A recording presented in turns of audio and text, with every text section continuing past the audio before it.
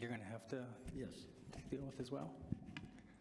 Do you swear or affirm that the testimony you are about to give is the truth and nothing but the truth under penalty of law? Yes, I do. Thank you. Mr. Mayor, city councilors,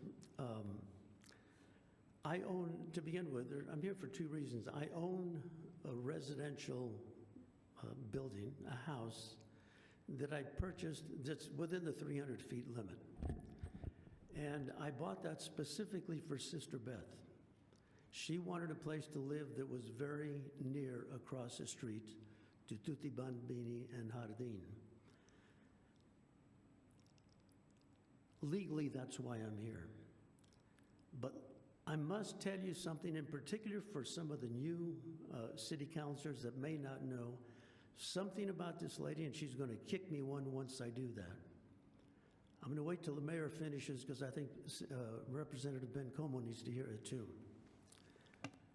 Sister Beth came to me when I was first elected with her partner, Sister Anna. We were right at the beginning of building the community of hope that I assume you all know about. She wanted to build a component for the young kids, and they called it Jardín de los Niños.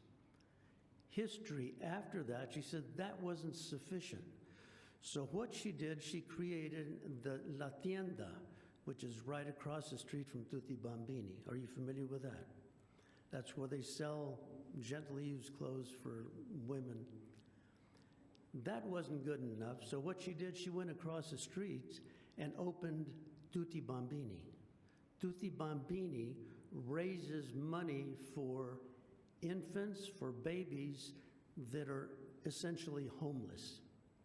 She's been doing that ever since I've known her, for some 15 or 20 years. She never wants to get recognition for that, but this is the kind of person we have in our community, that all she is asking for is let us continue to thrive.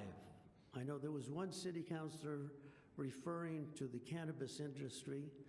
They don't want to see it just survive, they want to see it thrive.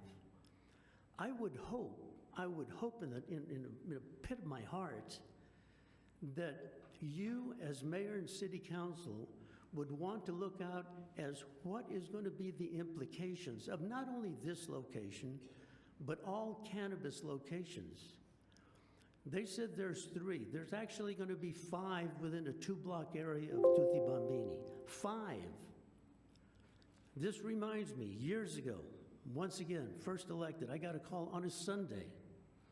Mayor, there's some kind of construction going on, I think it was on the corner of Mesquite and Amador. Huge cranes and whatnot. Long story short, they were putting a cell tower in right in the historical district, Mesquite Historical District. Long story short, called the city manager, they figured out a way to call a halt. What that did to the city, it gave us an opportunity to figure out long range, how are we going to address the locations of cell towers within our city. And if you notice, we did ensure that it would not be built within downtown areas, it would have to be built on the outside areas. This is the same challenge I believe you all have as you sit here. I believe we're the only community that doesn't have hours of when they can close, which is not a big deal. Most of them close early anyway. But the proliferation of locations all over the city, and now we've got 3 huge lounge areas that are going to be opening up. I mean, you as elected officials, I would think, what is the perception of people outside the city? For years and years, we worked on this city to work on the perception. What is it that people love about the city? A lot of retirees. I can guarantee you most of those retirees are going to be looking at this city from a standpoint of, I'm one right now, but I'm retiring. From the standpoint of what is it going to look like when you're driving around and you've got these cannabis locations all over the place. I'm not against cannabis. I'm not going to debate that issue about alcohol and cannabis. That's for another time. But I can tell you, I think you, as an elected body of this city, needs to look at that very, very hard and the implications. Biggest implication is on Tuti and La Tienda. They do more for this community, for the homeless, than I think almost anyone else does. So I think, personal opinion, more research needs to be done on this kind of an issue. I don't think it's going to put them out of business at all if this is tabled so you can look at it. One other issue. I don't know if any of you have spoken to any school board members or the superintendent. Do you know that they're talking about putting another facility in that location where they're at now, across the street? That's important.